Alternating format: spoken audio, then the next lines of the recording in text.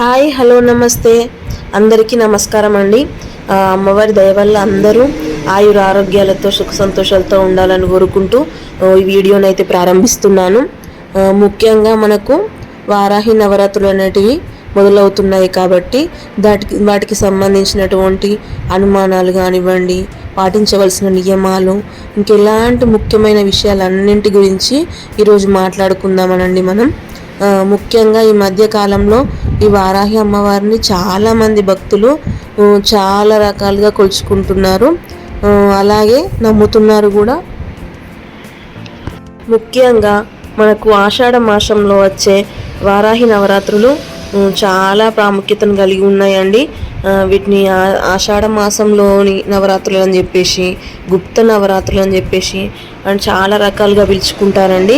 ఎందుకు అని అంటే మనం ఆషాఢ మాసంలో చేసుకుంటాం కాబట్టి ఆషాఢ మాసపు నవరాత్రులని, అలాగే ఈ అమ్మవారిని గుప్తంగా రహస్యంగా కొలుచుకుంటాం అమ్మవారిని కాబట్టి గుప్త నవరాత్రులని పిలవడం జరుగుతుందండి.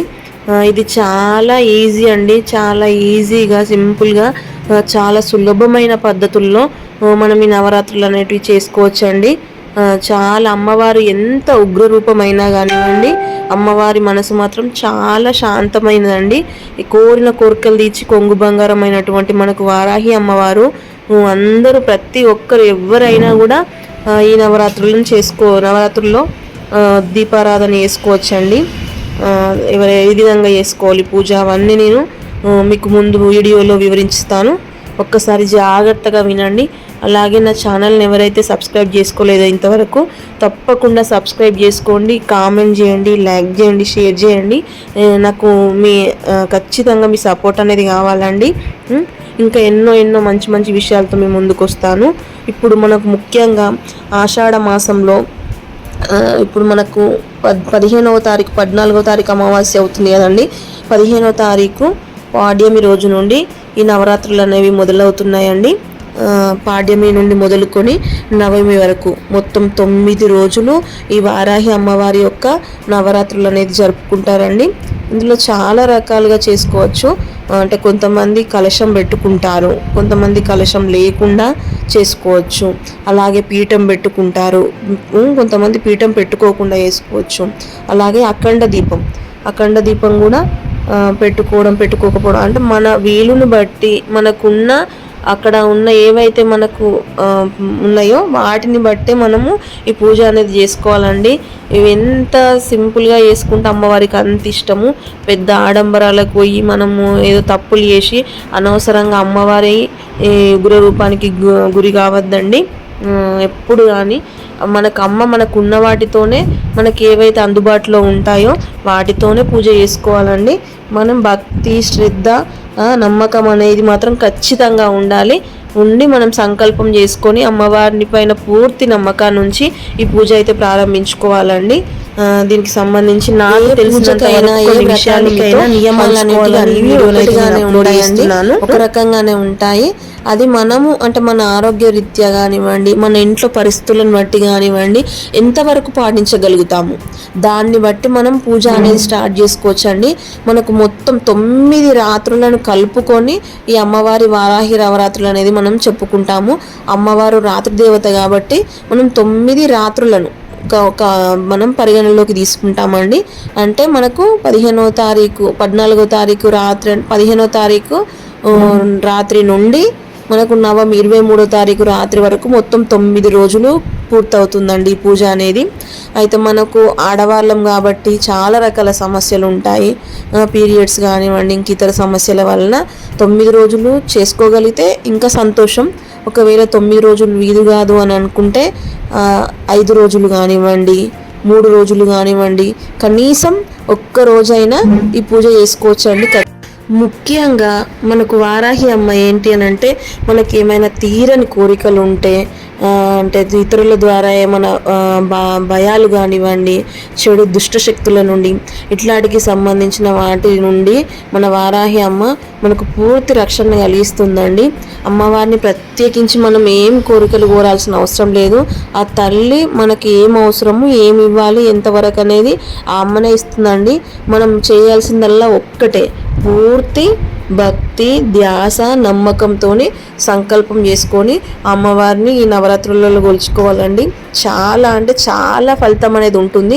ఖచ్చితంగా మీ వీలుని బట్టి మీకున్న ఆ వసతులు కానివ్వండి, సౌకర్యాలు మీకు ఎక్కడ అందుబాటులో ఏవి దొరికితే వాటితోని అమ్మను పూజించుకోండి. వీటికి ప్రసాదాలు కూడా మనం ఖచ్చితంగా ఈ ప్రసాదాలు వేయాలని ఏం లేదండి. మనకు అందుబాటులో ఉన్న వడపప్పు పానకం ఖచ్చితంగా ప్రతిరోజు నైవేద్యంగా సమర్పించాలి. ఇక మిగతావి మనకు అందుబాటులో ఉన్న పండ్లు కానివ్వండి, ఫలాలు కానివ్వండి, మన భూగర్భంలో దొరికేటువంటి వాటిని ఏవైనా అమ్మ స్వీకరిస్తుందండి. అలాగే ఈ నవరాత్రుల్లో చాలా ప్రత్యేకమైనది ఏంటి అని అంటే దీపాలండి. మనకు అంటే ఒక్కొక్క రోజు ఒక్కొక్క రకమైన దీపాన్ని పెట్టుకుంటారు. ఫస్ట్ ఏమో పంచగవ్య దీపం పెట్టుకుంటారండి. తర్వాత ఐశ్వర్య దీపం, అంటే మనకు ఏంటి అంటే మనకు లక్ష్మీ కటాక్షం ఉండాలి అని చెప్పేసి ఈ ఐశ్వర్య దీపాన్ని అనేది పెట్టుకోవడం జరుగుతుందంటే దీన్ని మనం మంగళవారం, శుక్రవారము ఈ ఐశ్వర్య దీపాన్ని అనేది పెట్టుకోవడం జరుగుతుందండి. అలాగే తమలపాకు దీపం. ఈ తమలపాకు దీపం ఏంటి అని అంటే మనకు తమలపాకు యొక్క కాడ పార్వతీ స్వరూపం, అలాగే మధ్య భాగం లక్ష్మీ స్వరూపం, అలాగే కొన భాగం సరస్వతి స్వరూపం. అంటే మనకు ఈ 3 రకాల అమ్మవార్ల యొక్క కలయికను మనము తమలపాకు దీపంగా పెట్టుకోవడం జరుగుతుంది. అలాగే బెల్లం దీపం అండి. ఈ బెల్లం దీపం ఏంటి అని అంటే మనకు సంపదనకు ఒక ఉదాహరణ. అంటే మనకు ఒక మంచి ఫలితం, అంటే మనకు మంచి మంచి ఫలితాలు రావడానికి, అంటే ఒక బంగారం లాంటి భవిష్యత్తు మనకు రావాలని చెప్పేసి ఈ అమ్మవారికి మనము ఈ బెల్లం దీపాన్ని అయితే పెట్టుకోవడం జరుగుతుందండి. తర్వాత దీన్ని ప్రసాదంగా కూడా మనము స్వీకరించవచ్చు. అలాగే నారికేల దీపం అండి. నారికేల దీపం అంటే మనకు కొబ్బరికాయ ఉంటుంది కదా, ఆ కొబ్బరికాయను 2గా చేసుకొని దానిలో మనము దీపాన్ని అయితే పెట్టుకోవడం జరుగుతుందండి. అని అంటే ఏంటంటే సంపూర్ణమైన ఫలితం మనకు రావాలని చెప్పేసి మనము ఈ నారికేల దీపాన్ని పెట్టడం జరుగుతుంది.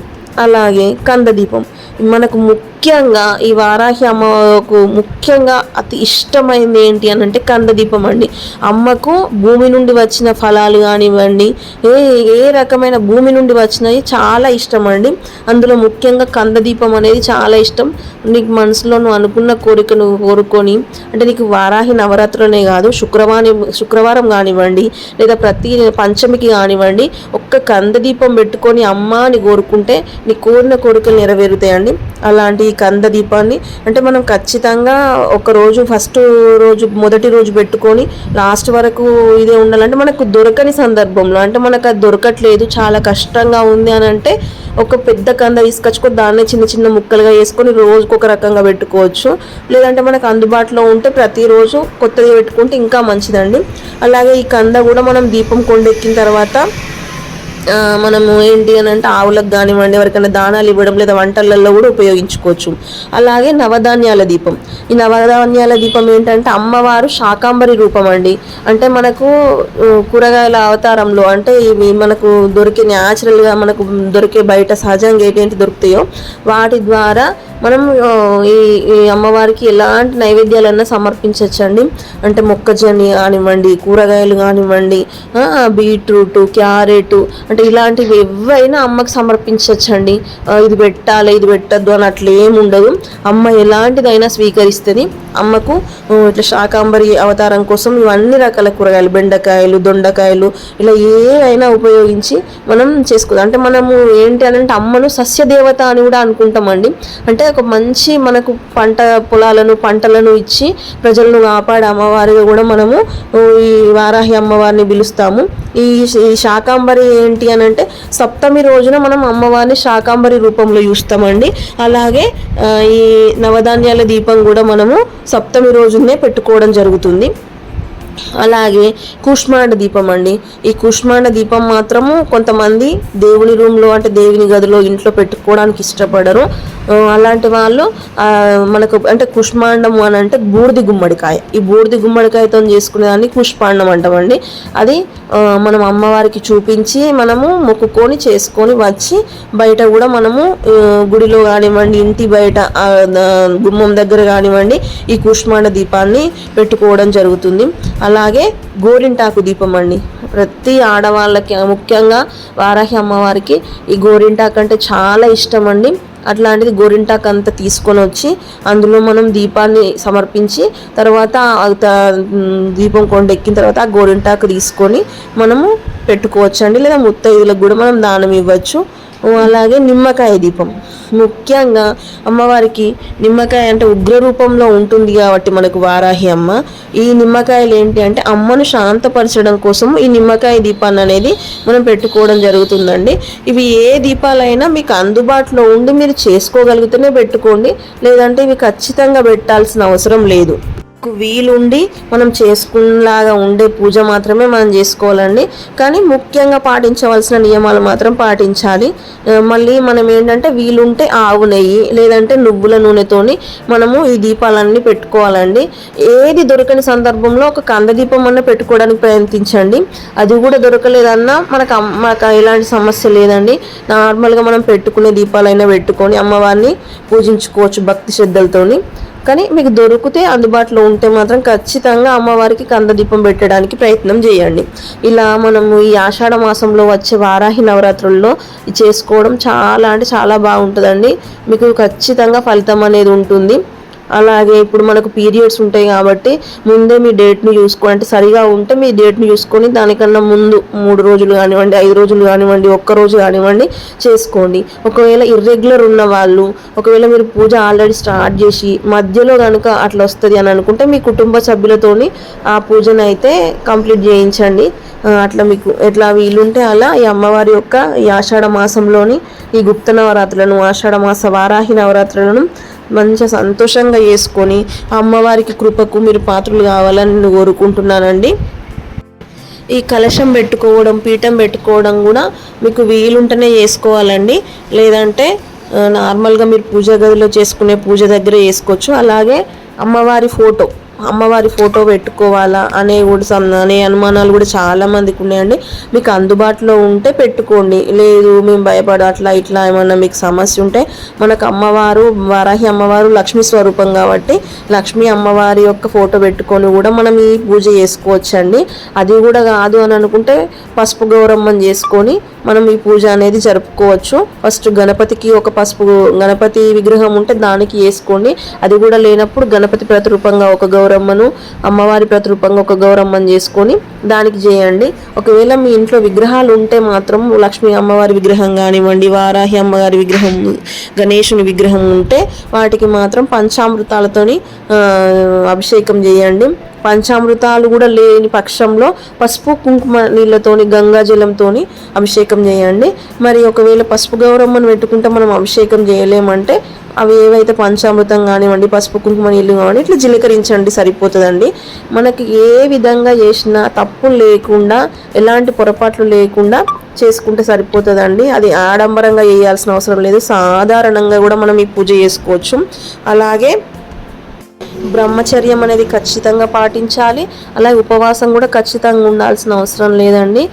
మనం మంచి పండ్లు, పాలు, సాదా కూరగాయల భోజనంతో మనము ఈ ఉపవాసం లేకుండా కూడా అమ్మవారి పూజ చేసుకోవచ్చు. ఒకవేళ ఉదయం వీలైన వాళ్ళు ఉదయము, రాత్రి వీలైన వాళ్ళు రాత్రి, ఏ టైంలో అయినా ఈ పూజ చేసుకోవచ్చు. తలస్నానం కూడా మీ ఆరోగ్య సమస్యలు ఎలాంటివి లేవు అనుకుంటే తలస్నానం చేయండి. లేదంటే మొదటి రోజు చేసి తర్వాత నార్మల్ స్నానం చేసి కూడా మనము ఈ పూజ అనేది చేసుకోవచ్చండి. ఇంకా మీకు ఏమైనా అనుమానాలు ఉన్నా కూడా నాకు కామెంట్ చేయండి, తప్పకుండా నాకు తెలిసినంత వరకు మీకు వివరిస్తానండి. అలాగే నా ఛానల్ని సబ్స్క్రైబ్ చేయండి. ప్రతి ఒక్కరూ ఈ ఆషాఢ మాసంలో ఈ వారాహి అమ్మవారి యొక్క నవరాత్రుల్లో పూజ చేసుకొని అమ్మవారి పూర్తి కటాక్షాన్ని పొందుతారు అని కోరుకుంటూ చాలా థ్యాంక్ యూ సో మచ్ అండి. ఈ వీడియో ఖచ్చితంగా సపోర్ట్ చేయండి. బాయ్ అండి.